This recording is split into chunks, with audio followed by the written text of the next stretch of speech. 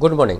मैं सर्वेश वर्धन। आज की क्लास में मैं इंडियन नेशनल फिजिक्स ओलंपियाड 2018 का क्वेश्चन नंबर 2 का एनालिसिस करने जा रहा हूं, जो पूरी तरह से स्नेल्स लॉ पे बेस्ड है। तो एनालिसिस शुरू करने से पहले मैं आपसे एक बात शेयर करना चाहता हूं कि आप ये वीडियो कंप्लीट देखें और अगर अच्छा लगे तो अपने दोस्तों के बीच में शेयर करें। और अब तक आपने अगर चैनल को सब्सक्राइब नहीं किया, चैनल को सब्सक्राइब कर लें ताकि हमारे सारे वीडियोज़ आप तक आसानी से पहुँच सकें। ठीक है, ये जो क्वेश्चन है वो आपको स्क्रीन पे दिख रहा होगा। ठीक है, इसमें कह रहा है कि एक स्फेयर है, ओपेक स्फेयर है, जो हॉरिजॉन्टल सरफेस पे रखा हुआ है, जिसका रेडियस r है। ठीक है, यहाँ इस सरफेस से r हाइट ऊपर ये सोर्स है। ठीक है, लाइट सोर्स है। और कह रहा है कि ये जो शैडो बनेगा ये लोअर वाले सरफेस पे, वो शैडो का एरिया क्या होगा। पहला क्वेश्चन ये है। सेकंड क्वेश्चन है कि ये जो स्फीयर के अपर वाले सरफेस तक अगर हम लिक्विड भर दें जिसका रिफ्रैक्टिव इंडेक्स √3 है, तो और सोर्स का लोकेशन वही है, तो बताइए अब शैडो का एरिया कितना होगा। ये दो अलग अलग केस में हमें प्रॉब्लम सॉल्व करना है। तो पहले वाले केस में जो है वो प्योर ज्योमेट्री है, उसमें कुछ करना है नहीं। जैसे शैडो बनेगा कैसे, वो आप सोच लीजिए कि यहाँ से जो लाइट निकलता होगा वो तो चारों तरफ निकलता होगा। तो ये लाइन, जो फर्स्ट लाइन जो इस सरफेस पे स्ट्राइक करता होगा वो यही होगा। ये जितने रे निकलते होंगे इन दोनों के बीच से, वो सब यहाँ पे रुक जाएगा क्योंकि ओपेक स्फीयर है। ठीक है, तो लाइटेड जो पोर्शन होगा इस सरफेस का, वो बी के राइट साइड में होगा और ए के लेफ्ट साइड में होगा। तो हमारा ये स्मॉल r रेडियस का एक सर्कुलर पोर्शन मिलेगा जिस पे शैडो बना हुआ होगा। तो हम सबसे पहले स्मॉल r का वैल्यू निकाल लेते हैं। ठीक है, उसके बाद हम लोग एरिया निकालने के लिए πr² कर देंगे तो शैडो का एरिया मिल जाएगा। तो इसके लिए हम लोग क्या करते हैं कि C से इस लाइन पे परपेंडिकुलर डाल देते हैं। इसका रेडियस का वैल्यू r हो जाएगा और ये हमारा r है, ये r है, तो ये 2r है। तो ये ट्रायंगल SCP में sine theta is equal to होगा r/2r, तो theta is equal to 30 degree आ गया। उसके बाद हम ये जो ट्रायंगल है SOB में, इस बड़े वाला ट्रायंगल में ये थीटा का वैल्यू मिल गया 30 डिग्री और ये हमारा 3r है। तो ये वैल्यू स्मॉल r निकाल सकते हैं। तो tan 30 इज इक्वल टू होगा स्मॉल r/3r। तो स्मॉल r का वैल्यू होगा √3r और एरिया हो जाएगा πr² करेगा तो 3πr² हमारा एरिया शैडो का एरिया होगा जो बेस पे बनेगा। ठीक है, और सेकंड केस में जो ये स्नेल्स लॉ पे बेस्ड जो क्वेश्चन है, ठीक है, इसमें एक प्लेन रिफ्रैक्टिव सरफेस से रिफ्रैक्शन होगा। तो ऐसे प्रॉब्लम को डील करने में आप हमेशा याद रखिएगा कि इसमें दो इक्वेशन लिखने होते हैं, एक तो स्नेल्स लॉ, ठीक है, और दूसरा एक मैथमेटिकल कंडीशन लिखना होता है ज्योमेट्रिकल। ये जो रे यहाँ से आया होगा इस सरफेस से रिफ्रैक्ट करता होगा, रिफ्रैक्ट करने के बाद यहाँ पर ये टच किया और यहाँ पहुँचा। ठीक है, मतलब लाइट जो यहाँ से निकलता होगा वो फर्स्ट लाइट जो है बी पॉइंट पे पहुँचता होगा और बाकी जो होगा वो सब रिफ्रैक्ट करके बी के राइट साइड में पड़ेगा। मतलब ये वाई रेडियस का हमको यहाँ पर एक शैडो बनता हुआ नजर आएगा। अब ये वाई की वैल्यू फाइंड करनी है मुझे। ठीक है, मेन प्रॉब्लम। तो कैसे हम लोग सॉल्व करें उसके लिए हम लोग देख लेते हैं। तो ये कॉन्टेक्ट पॉइंट, ये जो पी है, यहाँ पे हमने कॉमन नॉर्मल डाला है। ठीक है, ये एंगल थीटा मान लिया है, तो ये एंगल थीटा होगा तो ये भी एंगल थीटा होगा। ठीक है, और ये जो रिफ्रैक्टिंग एंगल है वो है हमारा फाई, तो ये रिफ्रैक्टिंग एंगल हमारा ये फाई एंगल है।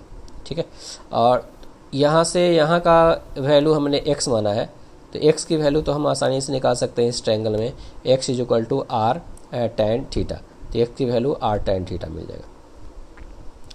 ये भी उतना ही होगा, x के जगह पर r tan थीटा। फिर ये लेंथ कितना होगा, तो ये लेंथ होगा y माइनस एक्स, तो ये लेंथ होगा y माइनस एक्स, और ये जो लेंथ होगा यहाँ से यहाँ तक, ये तो ये r 2r होगा। तो PDB में, ट्रायंगल PDB में, तो आप देख सकते हैं PDB में tan theta is equal to y minus x बटा 2r। तो y is equal to x की वैल्यू यहाँ से पुट कर दिए r tan थीटा, तो हमारा y का वैल्यू आ गया r tan theta plus 2r tan phi. ठीक है, तो ये पहला इक्वेशन आएगा। आप देखिए कॉस, इसी ट्रायंगल में cos फाई हम कैसे लिख सकते हैं। सो आप देखिए यहाँ से इस पे परपेंडिकुलर डाल दिए। अब एक ट्रायंगल हम ये देख रहे हैं, ये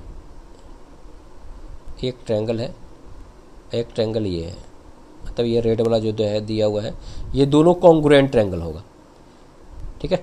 RHS से ये कॉन्ग्रुएंट ट्रायंगल होगा, ये हमारा x लेंथ होगा तो ये भी हमारा x लेंथ होगा। अब उसी तरह से आप यहाँ से देख सकते हैं, इसको यहाँ से मिला दिया, ये जो यहाँ से परपेंडिकुलर डाला है या परपेंडिकुलर यहाँ से ऐसे मिला दिया यहाँ पे, फिर ये साइड R होगा, ये साइड R हो गया, ये हाइपोटेनियस है, राइट एंगल है, तो ये दोनों फिर कॉन्ग्रुएंट एंगल है, कॉन्ग्रुएंट एंगल है तो ये पूरा y है, तो ये भी लेंथ y होगा, तो ये जो पूरा लेंथ हो जाएगा वो y + x हो जाएगा। अब ये जो ट्रायंगल है हमारा PDB में cos फाई के जगह पर हम लिख सकते हैं बेस हो गया हमारा 2r, हाइपोटेनियस हो गया y + x, तो यहाँ पे cos फाई = 2r/x + y लिख सकते हैं। बेस हो गया, ये हाइपोटेनियस हो गया, ठीक है। तो यहाँ से y = हो गया, आप यहाँ से इसको यहाँ भेज दीजिए, यहाँ से भेज दिए तो 2r sec phi - r, x के जगह पर r tan थीटा पुट कर दिए, तो हमारा y के जगह पर ये रिलेशन आ गया, का वैल्यू आया है, यहाँ पे y का वैल्यू आया है। दोनों को इक्वेट कर देते हैं, दोनों बराबर कर देते हैं, दोनों को इक्वेट करेंगे तो हमारा ये रिलेशन आएगा। यहाँ से हमने ये सॉल्व किया है। उसके बाद sin फाई के जगह पर हम लिख सकते हैं cos π/2 - फाई, ठीक है। यहाँ से cos फाई के जगह पर sin π/2 - फाई, इसको ऐसे ही रहने दीजिए। तो ये 1 - cos थीटा, ये पूरा को थीटा मान लेते हैं, तो 1 - cos थीटा बराबर होता है 2 sin² θ/2, तो ये हो गया π/4 - φ/2। ये हो गया sin थीटा को 2 sin θ/2 इंटू cos θ/2 में तोड़ दिए, यहाँ से ये sin कट जाएगा, 2 कट जाएगा, तो यहाँ से tan आएगा, तो tan में रिलेशन हमारा आ गया tan π/4 - φ/2 = tan थीटा, यहाँ से π/4 - φ/2 = थीटा, यहाँ से ये आ गया π/2 - फाई = 2 थीटा।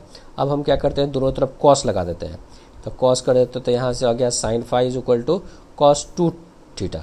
अब हम स्नेल्स लॉ लगाते हैं रिफ्रैक्टिंग सरफेस पे, तो स्नेल्स लॉ जब आप रिफ्रैक्टिंग सरफेस पे लगाएंगे तो ये हो गया 1 रिफ्रैक्टिव इंडेक्स है, यहाँ पर एंगल ये जो नॉर्मल के साथ थीटा एंगल है, तो यहाँ से होगा 1 sin थीटा = √3 sin फाई। तो हमारे पास जो रिलेशन होगा ये होगा sin फाई, ये 1 sin थीटा = √3 sin फाई, ठीक है।